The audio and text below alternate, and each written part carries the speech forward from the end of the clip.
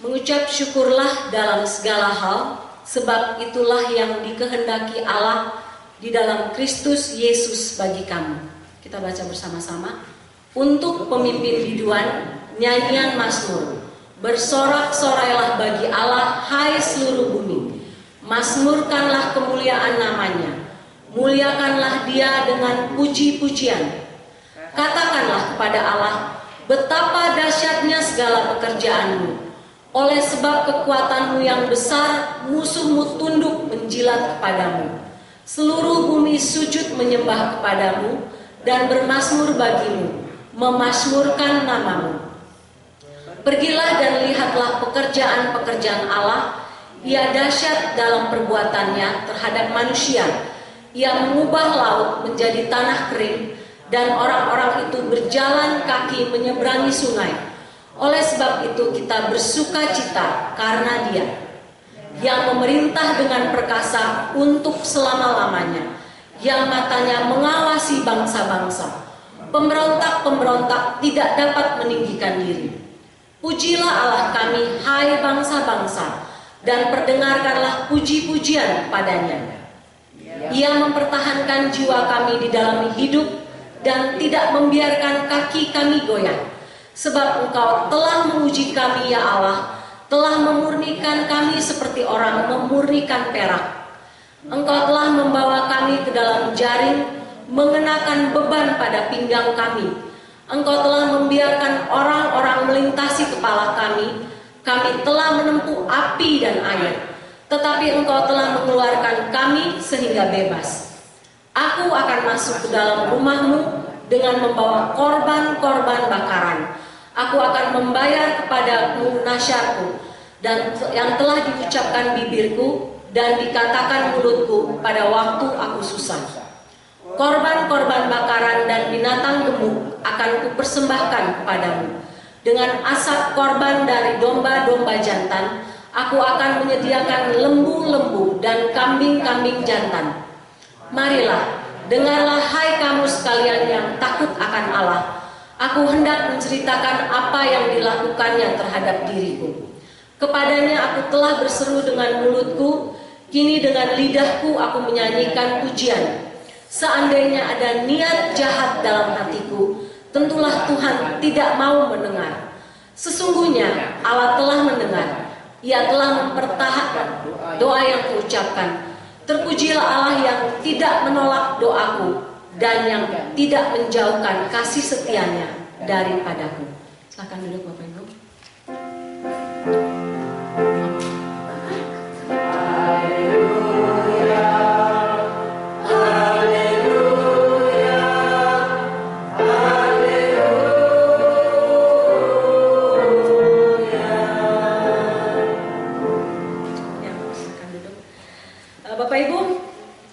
Hari ini firman Tuhan di bawah tema mengucap syukur dalam segala hal.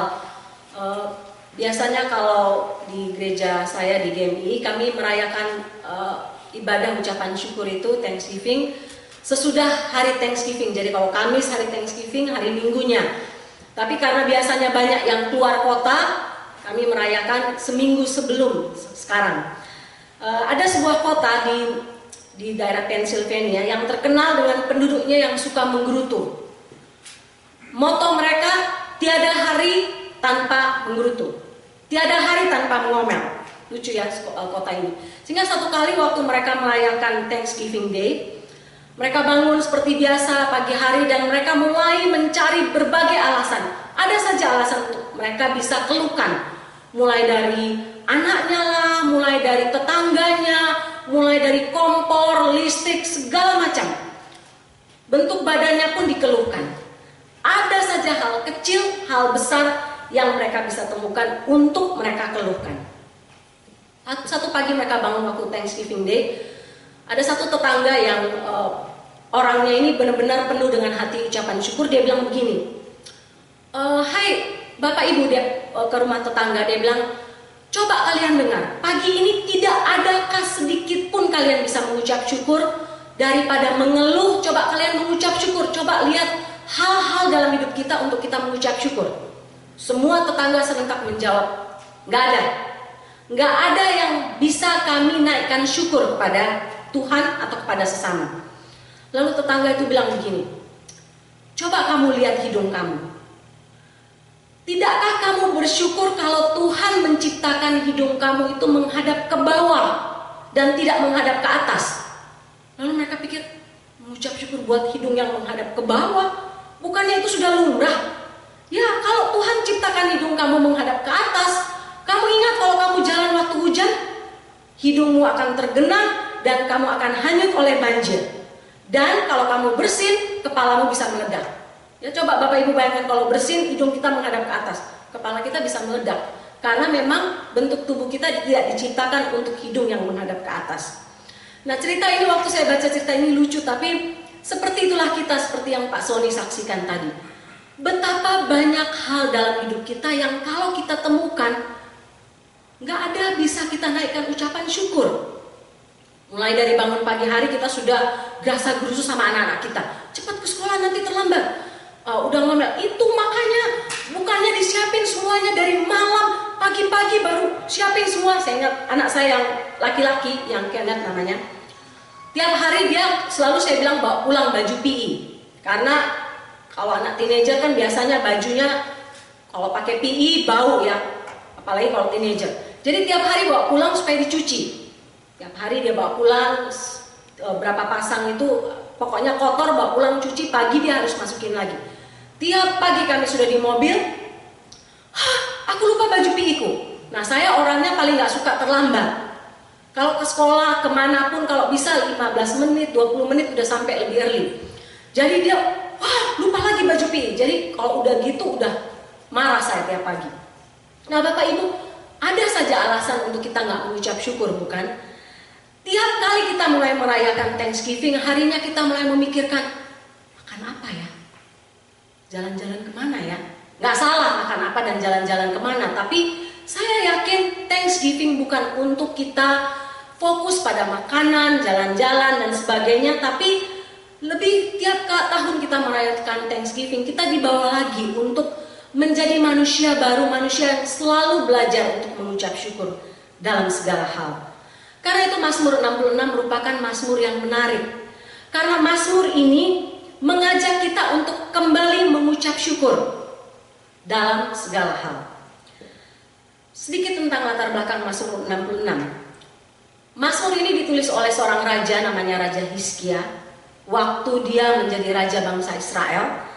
Bangsa Israel itu kan selalu merayakan Paskah tiap tahun. Dan sampai sekitar tahun ini sudah kira-kira 3.500 tahun bangsa Israel merayakan Paskah setiap tahunnya. Tiap kali mereka merayakan Paskah, mereka ingat bahwa Tuhan sudah membawa mereka keluar dari tanah perbudakan, tanah Mesir, ke tempat tanah Kanaan, tempat mereka merdeka. Karena itu Paskah menjadi hari ucapan syukur untuk mereka. Mereka bakar korban sembelihan, mereka mengucap syukur kepada Tuhan. Karena di Paskah itulah mereka mengingat betapa Tuhan melepaskan mereka dari penderitaan mereka. Bertahun-tahun ada dalam penjajahan bangsa Mesir. Mazmur 66 ini berisi ucapan syukur dari Raja Hizkia oleh karena Tuhan telah melepaskan mereka dari perang yang dahsyat terhadap bangsa Asyur. Jadi Raja Hizkia menghadapi perang dengan bangsa Asyur, dan bangsa Asyur itu bangsa yang terkenal kuat. Mereka berada dalam kepungan dan benar-benar menderita, sehingga Raja Hizkia menulis Mazmur ini untuk menuliskan 3 hal mereka harus mengucap syukur. Apa saja mereka harus mengucap syukur? Bangsa Israel mengajak mereka untuk mengucap syukur. Yang pertama, Raja Hizkia mengajak mereka untuk mengucap syukur kepada Allah yang telah melakukan semua hal pada masa yang lalu. Mari kita mengucap syukur untuk masa yang lalu. Ayat 5-7. Saya baca sebentar kembali ayat itu. Pergilah, lihatlah pekerjaan Allah. Ia dahsyat dalam perbuatannya. Ia mengubah laut menjadi tanah kering, dan orang-orang itu berjalan kaki menyeberangi sungai. Oleh sebab itu kita bersukacita karena dia. Raja Hizkia mengajak bangsa Israel untuk mengucap syukur atas 2 hal. Yang pertama, Karena bangsa Israel sudah ditolong Tuhan waktu mereka menyeberangi Laut Teberau. Bapak Ibu ingat kisahnya bukan? Waktu itu bangsa Israel sudah dibawa oleh Musa keluar dari tempat perbudakan. Sampai di tengah jalan mereka dikejar oleh pasukan-pasukan terbaik bangsa Mesir. Raja Firaun sadar, wah, mereka udah keluar. Dia kembali mengeraskan hatinya. Kirim pasukan berkuda terbaik, kejar mereka, bunuh mereka mati, atau bawa pulang mereka kembali ke sini untuk jadi budak kita. Waktu pasukan-pasukan berkuda mengejar bangsa Israel, apa yang terjadi? Di depan ada Laut Teberau. Di kiri kanan ada apa? Padang gurun. Padang gurun yang mereka tidak tahu harus kemana, karena mereka waktu keluar dipimpin oleh tiang awan dan tiang api yang memimpin langkah mereka kemana. Di belakang ada pasukan bangsa Mesir. Pasukan berkuda bangsa Mesir terkenal pasukan yang paling hebat pada masa itu. Mau lari kemana? Mereka tidak punya jalan. Mau lari ke kiri, ke kanan, ke muka, ke belakang. Mereka terjebak. Maka Tuhan melakukan mujizat untuk mereka. Apa yang Tuhan buat? Tuhan membelah Laut Teberau menjadi dua. Kiri kanan air, tanah kering. Mereka bisa berjalan di atas tanah kering. Begitu selesai bangsa Israel menyeberang, apa yang terjadi? Tuhan membalikkan air. Orang Israel, pasukan Israel yang pasukan Mesir yang sudah ada di tengah-tengah laut terkubur hidup-hidup di dalam laut. Mujizat yang luar biasa Bapak Ibu. Dan sampai detik ini tidak pernah ada Allah bangsa manapun atau bangsa manapun pernah mengalami mujizat seperti bangsa Israel. Bangsa Indonesia ratusan tahun dijajah oleh Belanda, dijajah oleh Jepang. Kita nggak bisa melepaskan diri, nggak pernah ada Allah atau orang yang kita percaya yang bisa melepaskan kita dengan cara yang luar biasa seperti itu. Ada bambu runcing memang, tapi nggak pernah kita melihat laut terbelah menjadi dua dan kita terlepas dari mara bahaya. Tapi bangsa Israel, Raja Hizkia katakan, hei, lihat ke masa lalu. Kamu telah mengalami mujizat yang luar biasa. Bukan satu kali, tapi dua kali. Waktu mereka mau masuk tanah Kanaan, apa yang terjadi? Mereka harus berhadapan dengan Sungai Yordan. Sungai Yordan yang begitu besar. Bagaimana cara menyeberangi Sungai Yordan? Apa yang Tuhan buat? Air dari hulu diberhentikan oleh Tuhan, tidak mengalir. Pernahkah Bapak Ibu melihat air dari mata air dari hulu itu tidak mengalir? Gak pernah bukan? Air kering di sungai ada. Tapi air berhenti mengalir dari mata air di hulu itu gak pernah ada dalam sejarah umat bangsa manapun, gak pernah ada. Tapi Tuhan melakukan itu untuk Israel. Karena itu Hizkia katakan, mengucap syukurlah untuk apa yang sudah Tuhan buat di masa lalu. Laut Teberau terbelah, Sungai Yordan terbelah, kita bisa menyeberang dengan aman. Begitu dimanja bangsa Israel oleh Tuhan. Sama dengan kita Bapak Ibu. Peristiwa itu menjadi warisan rohani bagi bangsa Israel dari generasi ke generasi. Untuk menjadi pokok pengucapan syukur bagi bangsa mereka. Tiap kali mereka gerunda lagi, mereka marah lagi, mereka ngomel lagi, Hizkia bilang, nyanyikanlah pujian ini. Ingatlah perbuatan Allah di masa lampau. Saya tidak tahu dengan Bapak Ibu bagaimana Bapak Ibu mengalami hidup dari tahun ke tahun, dari Bapak Ibu lahir sampai detik ini. Adakah bagian-bagian di masa lalu yang Bapak Ibu rasa, ini mujizat Tuhan, ini pekerjaan Tuhan, saya harus menaikkan syukur untuk hal itu. Bapak Ibu boleh ingat kembali, mungkin Bapak Ibu sekarang 50, 40, 70 tahun, ingat kembali di masa lalu apa yang bisa menjadi pokok pengucapan syukur untuk kita. Ketika mempersiapkan bagian firman Tuhan ini, saya tidak habis-habisnya mengucap syukur untuk orang-orang yang berjasa dalam hidup saya di masa lalu. Orang tua saya, dari papa saya belajar apa artinya kerja keras, apa artinya disiplin, apa artinya ketekunan, apa artinya nggak menyerah sampai menghasilkan sesuatu atau mendapatkan sesuatu yang kita impikan. Dari ibu saya belajar apa artinya iman.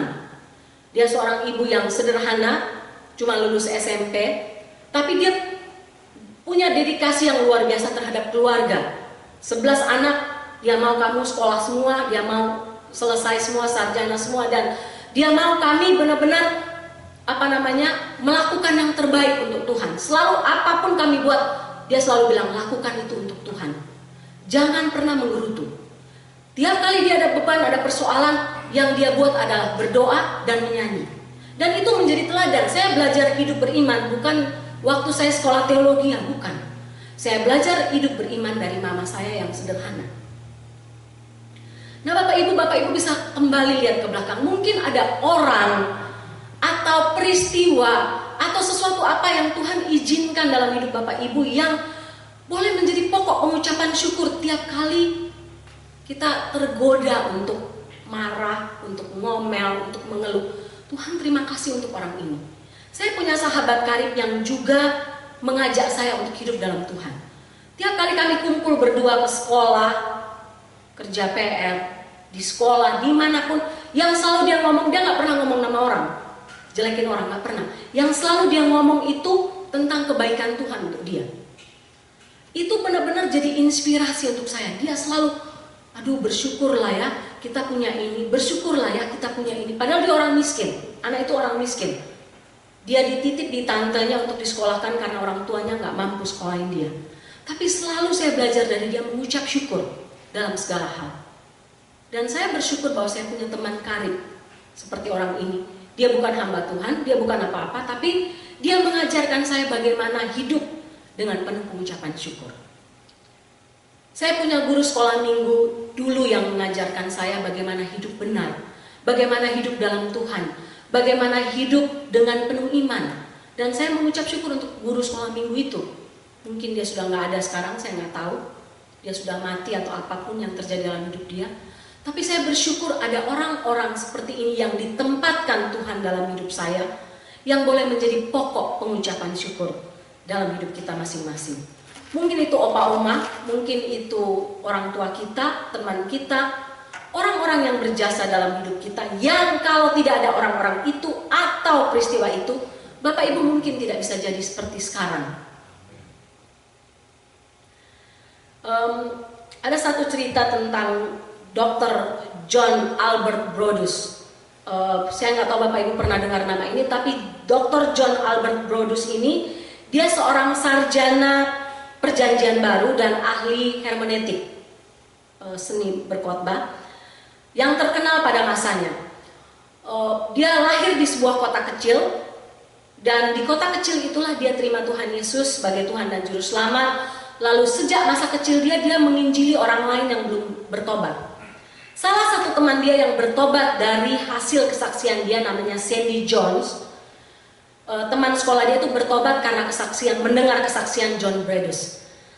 Satu waktu John Brodus ini kemudian besar, dia tinggalin kotanya, dia sekolah teologi, dia jadi pengkhotbah terkenal, dia jadi dosen yang terkenal, dia jadi rektor salah satu sekolah teologi. Tiap kali dia pulang ke kampungnya, dia selalu ketemu lagi dengan Sandy Jones.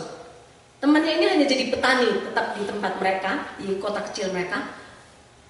Sandy Jones, tiap kali ketemu dia, Sandy Jones selalu jabat tangan dia, dan Sandy Jones katakan, Brodus, saya berterima kasih sama kamu karena kamu saya mengenal Tuhan Yesus. Itu kalimat diucapkan bukan satu kali, tapi berkali-kali. Tiap kali dia ketemu Brodus, gak ada ucapan lain. Terima kasih karena lewat kamu saya mengenal Tuhan Yesus. Nah Bapak Ibu, berapa banyak orang di sini, kita di antara kita yang bisa mengenal Tuhan karena ada orang lain yang Tuhan pakai dalam hidup kita, membawa kita untuk mengenal Tuhan Yesus. Berterima kasihlah untuk hal itu. Berterima kasihlah untuk masa lalu Bapak Ibu yang Tuhan pakai untuk membuat Bapak Ibu bisa jadi seperti sekarang ini. Jadi gak ada alasan bukan untuk tidak berterima kasih. Yang kedua, Hizkia mengajak orang Israel untuk berterima kasih kepada Tuhan untuk semua hal yang dilakukannya sekarang ini. Seperti saya bilang tadi, Mazmur 66 ini ditulis oleh Hizkia. Dan Hizkia ini baru saja pulang dari perang melawan bangsa Asyur. Nah, waktu mereka berperang, bangsa Israel ini gak terlalu banyak orangnya, kecil bangsanya. Mereka diserang dari berbagai penjuru. Jadi bangsa Israel itu benar-benar ada di tengah. Mereka terjepit. Jadi Hizkia katakan seperti berada dalam jaring. nggak tahu mau kemana. Dari kiri, kanan, muka, belakang itu bangsa Asyur sudah kepung mereka. Gak ada jalan lain, mereka pasti mati terbunuh. Tapi apa yang Tuhan buat? Tuhan buat keajaiban yang luar biasa sampai bangsa Asyur itu bisa lari pontang-panting dan bangsa Israel menang dalam perang itu. Dan itu menjadi pokok pengucapan syukur untuk orang Israel. Raja Hizkia bilang, hei lihat, Tuhan tidak saja buat laut Teberau terbelah, tapi lihat apa yang Tuhan buat sekarang. Tuhan menyerakkan bangsa Asyur kemana-mana sehingga kita bisa menang. Kita yang tadinya terjepit seperti berada dalam jaring. Kalau Bapak Ibu baca Mazmur 66 tadi ayat 8 sampai 12, Hizkia bilang begini, Engkau tidak membiarkan kaki kami goyah, Engkau mempertahankan jiwa kami, Engkau membawa kami ke dalam jaring, mengenakan beban pada pinggang kami, Engkau membiarkan orang melintasi kepala kami seperti menempuk api dan air, tapi Engkau mengeluarkan kami sehingga bebas. Jadi Hizkia menggambarkan keadaan itu seperti berada dalam jaring, seperti melewati api dan air. Artinya benar-benar luar biasa, benar-benar terjepit, benar-benar berada dalam keadaan yang tidak berdaya, tidak ada power sama sekali. Tapi Tuhan melepaskan mereka, jaring-jaring mereka terlepas, dan mereka mengalami kemenangan.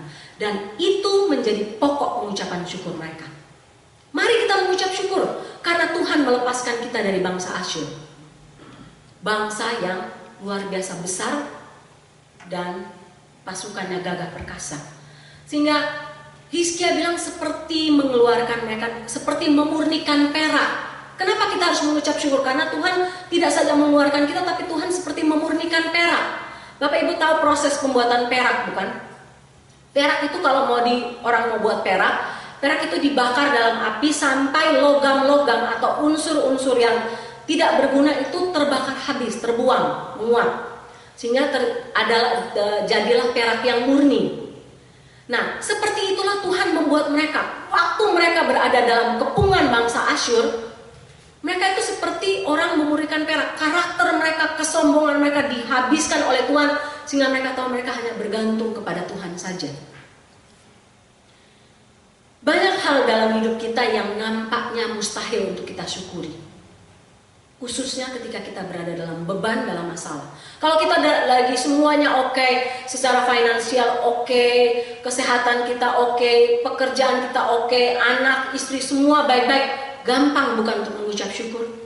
Tapi coba ketika Tuhan mengizinkan kita mengalami badai dalam hidup kita, udah jatuh ketimpa tangga, udah masalah dengan pekerjaan, di rumah anak-anak bikin masalah, orang tua saya sakit masuk rumah sakit, istri saya kena sakit, seperti jatuh ketimpa tangga.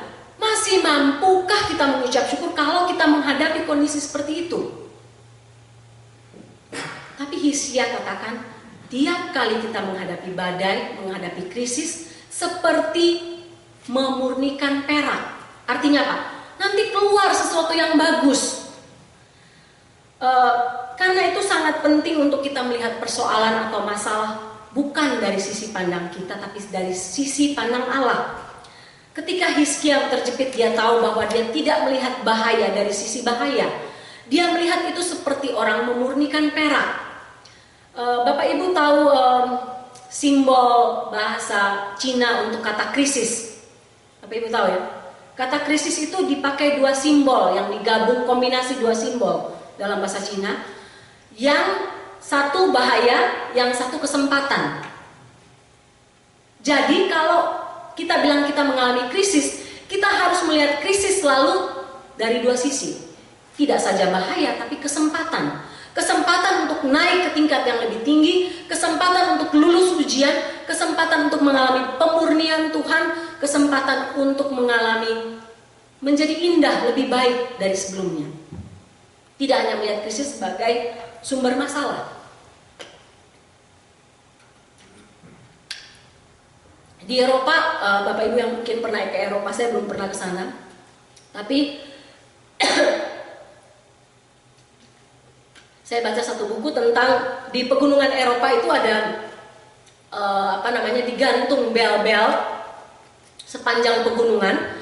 Nah, bel-bel itu baru tidak ada manusia yang menggoyangkannya sehingga dia bisa berbunyi, tapi bel-bel itu digoyang oleh angin. Kalau anginnya kecil, bunyinya juga kecil. Tapi kalau mulai winter, banyak anginnya itu bunyinya jadi besar, jadi gemuruh, jadi seperti orkestra. Jadi biasa turis-turis datang ke sana untuk melihat bel-bel di pegunungan itu. Sama dengan hidup kita.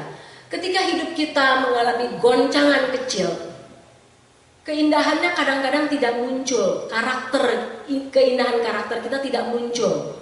Tapi begitu kita menghadapi goncangan, krisis atau badai besar dalam hidup kita, karakter kita mulai muncul, mulai diasah seperti perak yang dimurnikan.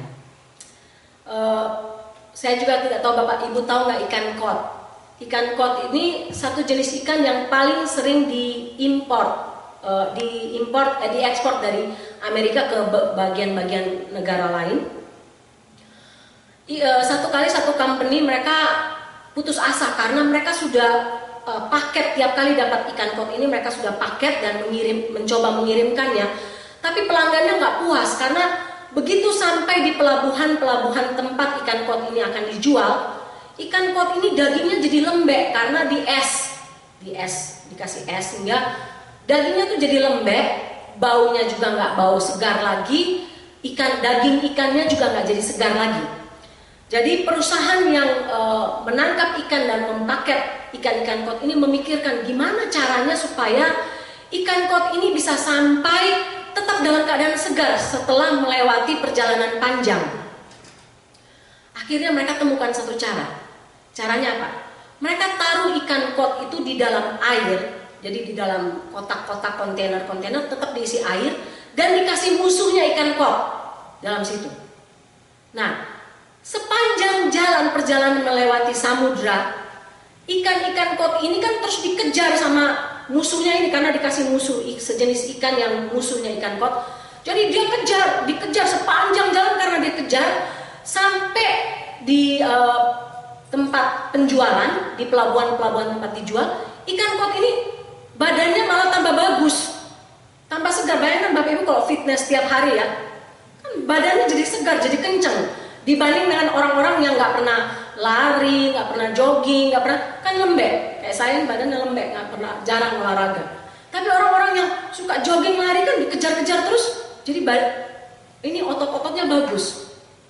Nah, mereka akhirnya menemukan dengan menaruh musuhnya ikan kod itu waktu sampai tetap segar badannya, tetap bagus sehingga harga penjualan lebih tinggi. Sama dengan hidup kita Bapak Ibu. Jangan pernah mengomel, menggerutu kalau Tuhan mengizinkan krisis terjadi dalam hidup kita. Karena krisis selalu membawa kita kepada kesempatan yang lebih baik. Krisis selalu membawa kita untuk kita mengalami pemurnian dari Tuhan. Mengalami pemurnian seperti perak yang dimurnikan. Saya nggak tahu dengan hidup Bapak Ibu, berapa banyak pergumulan, beban yang Bapak Ibu tanggung mulai dari muda sampai sekarang, mulai dari ikut Tuhan sampai sekarang. Beban-beban yang rasanya, aduh Tuhan saya nggak sanggup memikulnya. Terlalu banyak beban ini itu yang mengikat, mengganjal hidup saya sehingga rasanya tidak bisa saya mengucap syukur. Tapi ingat, tiap kali Tuhan memberikan krisis, selalu Tuhan memberikan kesempatan untuk kita mengalami pemurnian dari Tuhan. Karena itu tetaplah mengucap syukur dalam segala hal, bahkan dalam beban kalau menghadapi perang seperti Hizkia diserbu dari berbagai sisi, tetaplah belajar mengucap syukur. Bapak Ibu pernah dengar namanya Bernie Marcus? Nggak pernah dengar namanya Bernie Marcus. Tapi nanti Bapak Ibu tahu tempat yang dia buat ini tempat yang paling sering Bapak Ibu kunjungi. Bernie Marcus ini adalah seorang putra pembuat lemari asal Rusia yang sangat miskin. Mereka imigran, mereka tinggal di New Jersey. Bapaknya miskin karena mereka hanya pembuat lemari. Dia berteman dengan Arthur Blank, anak kelas bawah juga yang tinggal di New York. Bapaknya meninggal waktu umur 15 tahun. Dia pernah jadi anggota geng dan benar-benar anak nakal. Kedua-duanya tahun 1978 mereka pindah ke LA. Mereka bekerja di satu company yang toko alat perkakas macam-macam alat perkakas. Baru 2 tahun mereka kerja, mereka dipecat karena perusahaan tempat mereka bekerja, toko tempat mereka bekerja itu dibeli oleh orang lain. Dia ganti pegawai lain, Bernie dan Arthur dipecat. Mereka putus asa, mereka bilang bagaimana bisa dapat kerjaan lagi. Kita dua-dua sama-sama susah, kita tolong orang tua kita dengan pekerjaan kita, tolong keluarga kita, tolong orang tua kita. Terus satu temannya bilang begini, hei, kalian kan kerja di toko perkakas, buka aja toko lain, tapi buka tokonya tuh plain, gak usah bikin yang bagus-bagus. Bikin aja seperti hanya pakai yang penting ada fondasi, ada atap, ada dinding. Lalu taruh perkakas-perkakasnya. Bapak Ibu tahu kemudian toko itu jadi toko apa? Home Depot. Itu yang punya Bernie Marcus sama Arthur Blank. Kemudian jadi kaya raya luar biasa karena Home Depot sudah ada di seluruh Amerika, menjadi besar. Dari toko pertama mereka buat sampai sekarang menjadi toko yang paling terkenal. Bapak Ibu sering kunjungi bukan? Dari apa mereka alami? Dari krisis yang mereka alami. Ketika mereka mengalami krisis dalam hidup mereka, mereka menemukan kesempatan untuk meraih sukses. Bernie Marcus ini berteman dengan banyak pengusaha kaya lain dan 40 pengusaha lain yang dia wawancara. Dia senang ngobrol dengan orang-orang pengusaha sukses. Semua menceritakan cerita yang sama. Dulu mereka punya badai besar dalam hidup mereka, krisis besar dalam hidup mereka. Tapi krisis-krisis itu tidak membuat mereka hancur. Tidak membuat mereka mengasihani diri dan mengeluh, mengomel, enggak. Mereka bangkit dari krisis mereka. Mereka bangkit karena semua jawaban mereka sama. Melalui krisis yang ada, karakter mereka sama-sama dibangun menjadi kuat dan menjadi indah. Bagaimana dengan kita Bapak Ibu? Saya sekali lagi tidak tahu beban apa yang sekarang sedang Bapak Ibu pegang atau alami, sedang Tuhan izinkan Bapak Ibu alami. Mungkin secara finansial, mungkin pekerjaan, mungkin anak-anak, mungkin kesehatan kita. Tapi apapun krisis dan beban yang Tuhan izinkan dalam hidup kita, jadikan itu sebagai pokok pengucapan syukur. Sehingga Pak Sony nggak salah kalau Pak Sony memberikan nasihat untuk mengucap syukur.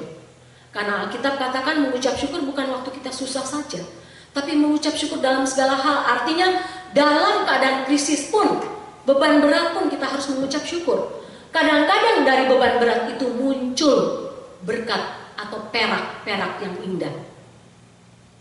Kita tidak pernah tahu. Yang terakhir, Hizkia mengajak bangsa Israel untuk mengucap syukur untuk semua hal yang akan dilakukan Tuhan pada hari esok. Ayat 1, 2, 3, 4 katakan, bersyukurlah kepada Allah, katakanlah betapa dahsyatnya segala pekerjaanmu, seluruh bumi sujud menyembah kepadamu dan bermasmur bagimu, memasmurkan namamu.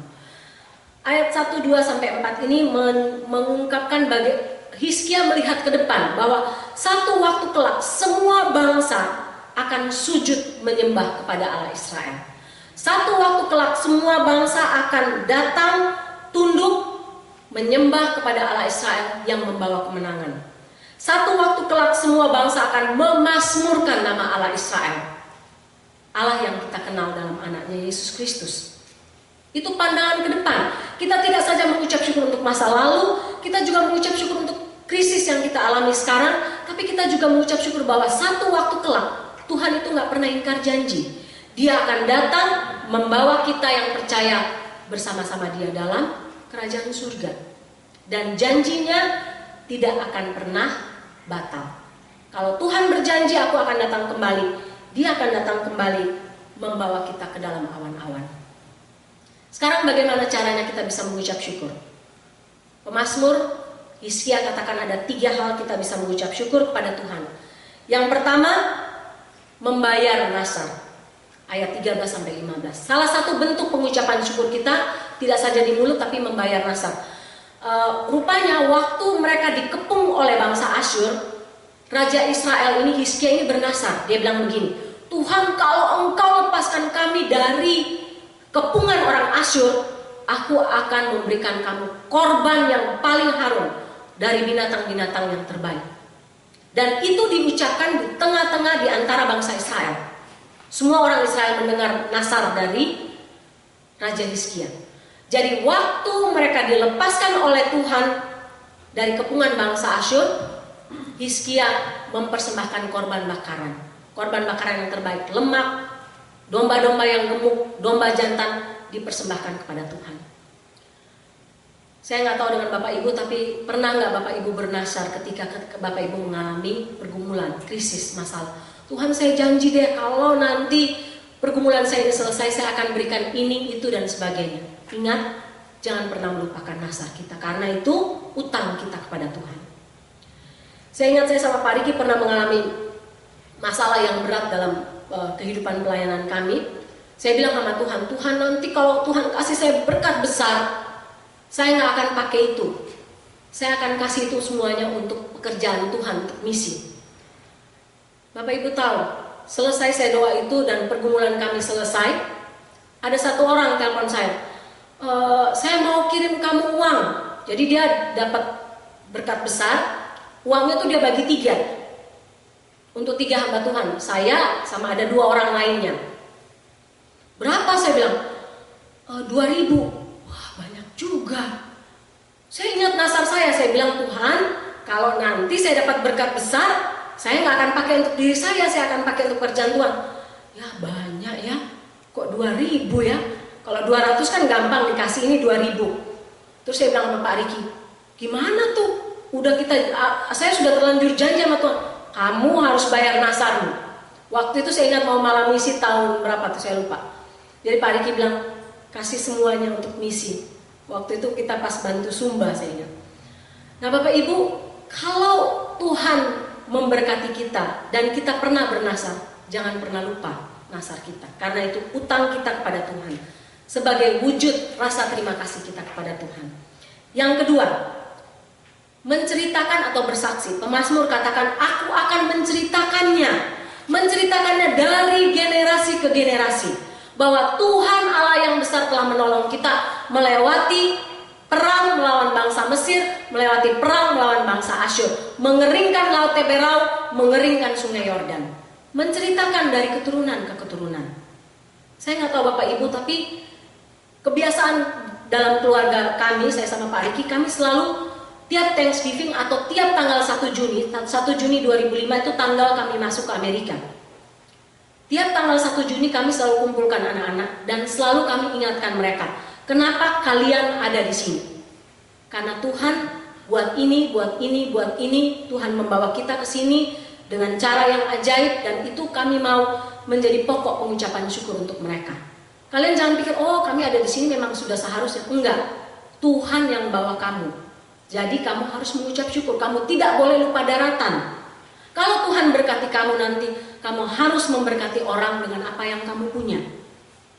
Tiap Thanksgiving, tiap tanggal 1 Juni itu jadi momen untuk kami menceritakan, dan kami bilang sama mereka, kalau kalian punya anak-anak nanti, anak-anak kalian juga harus kalian ceritakan bagaimana kalian bisa ada di sini karena pekerjaan Tuhan, bukan karena kekuatan papa mama.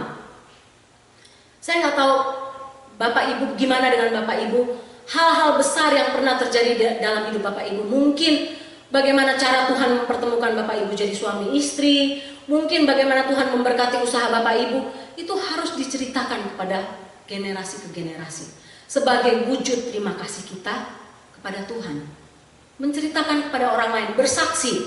Bersaksi bukan jadi ajang untuk kita membanggakan diri, bilang, hei ini aku, enggak. Untuk menunjukkan cara kita berterima kasih kepada Tuhan, menyaksikan perbuatan Tuhan kepada orang lain. Dan yang terakhir, menyanyikan pujian. Kadang-kadang mungkin kita nggak bayar nasar karena kita nggak pernah janji, kita nggak malu untuk menceritakan, tapi menyanyikan pujian itu bagian dari ucapan syukur. Ketika kita mengalami berkat Tuhan, ketika kita berada dalam badai sekalipun, kita menyanyikan pujian bagi Tuhan sebagai wujud ucapan terima kasih kita kepada Tuhan. Menyanyi. Memang budaya bangsa kita itu budaya yang gak gampang untuk bilang I love you, terima kasih. Bukan. Kalau orang Amerika itu sesuatu yang jadi habit. Terima kasih ya. Ini ya. Tapi bangsa kita kan semua perasaan kita dipendam. Marah pun biar dimarah orang tua, diem aja. Jangan lawan ya, Jangan nantang balik juga nggak boleh, apalagi ngomong balik. Kalau di sini kan budayanya emosinya semua belajar dikeluarin dari kecil. Sehingga memang belajar mengucap syukur, belajar berterima kasih kepada orang bukan hal yang lumrah dalam hidup kita, tapi itu sesuatu yang harus kita bangun. Karena kalau kita nggak belajar mengucapkan terima kasih, kita akan lebih gampang untuk mengkritik, mengomel, mengurutu. Dua ini selalu bertentangan, bukan Bapak Ibu? Saya belajar banyak berterima kasih terhadap Tuhan dan terhadap orang dari gembala senior waktu kami melayani Sidoarjo. Saya biasa panggil Sembuh, ibu pendetanya. Tiap kali kalau kadang-kadang jemaat itu cuma kirim sate 2 tusuk atau kadang-kadang 6 tusuk sama saya, sama dia juga selalu dikirimin. Dia selalu telepon saya, John tahu udah terima kasih sama ini, udah kirim sate tadi.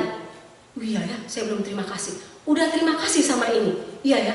Oh tadi 2 biji dia kasih, tapi dia selalu, dan itu menjadi sesuatu yang saya mengucap syukur karena saya belajar dari dia. Oh terima kasih, mengucapkan terima kasih, hal kecil tapi itu membangun, mengcourage orang lain untuk kita menjadi kebiasaan dalam hidup kita, kebiasaan yang baik. Karena kalau kita tidak mengucap syukur, kita tidak berterima kasih, apa yang ada dalam diri kita? Mengomel, pahit hati, dendam, tidak gampang mengampuni. Tapi ketika kita belajar berterima kasih, kita akan lebih gampang untuk mengucap syukur kepada Tuhan, tidak gampang untuk pahit hati, gampang untuk mengampuni orang lain, dan sebagainya. Saya tutup bagian ini dengan sebuah kisah tentang seorang astronot bernama Shannon Lucid. Shannon Lucid ini astronot dari Amerika yang memecahkan rekor tinggal paling lama di luar angkasa selama 188 hari. Bukan dengan sengaja dia tinggal di sana. Jadi rencananya cuma sekian hari, tapi jadi 188 hari karena pesawat untuk menjemput dia kembali, roket yang harus menjemput dia itu mengalami kerusakan. 2 kali kerusakan, 2 kali badai. Tiap kali Shannon Lucid ini dapat berita, cancel, kamu gak jadi dijemput hari ini. Shannon Lucid itu nggak pernah mengomel, menggerutu, kok saya nggak jadi dijemput lagi? Nggak, dia selalu mengucap syukur. Oh ya, puji Tuhan, Tuhan masih mau saya di sini. Oh puji Tuhan, Tuhan masih mau saya di sini. Dan dia nggak sendiri, dia ada bersama astronot Rusia lainnya. Astronot Rusia lainnya selalu melihat, kok dia tiap kali di cancel dia nggak pernah mengomel ya. Dia selalu mengucap syukur, dia selalu berterima kasih. Dan itu jadi berkat untuk mereka. Rupanya mengomel dan mengucap syukur sama-sama itu contagious, sama-sama berjangkit. Kalau kita berada di sekeliling orang yang senangnya ngomel aja, lama-lama kita juga jadi tukang ngomel loh. Benar Bapak Ibu? Tapi kalau kita berada di sekeliling orang yang selalu mengucap syukur, selalu berterima kasih, kita juga, ya benar ya. Saya bilang seperti teman saya tadi, dia bisa mengucap syukur hanya melihat pohon pepaya yang tinggi, kurus, dan buahnya ada 2 biji. Dia bilang, Tuhan itu luar biasa, Tuhan ciptakan gunung, tapi lihat Tuhan ciptakan pohon pepaya yang lucu itu, tinggi sekali pohon pepaya itu, buahnya cuma 2 biji. Apanya yang lucu, saya bilang gitu. Ya itu lucu dan itu memberi humor dalam diri dia. Nah Bapak Ibu, kalau kita nggak menyebarkan rasa terima kasih kita kepada Tuhan, kepada sesama, kita hanya akan menyebarkan rasa pahit, kepahitan, tidak mau mengampuni, mengomel, perasaan hati yang gitu berjangkit.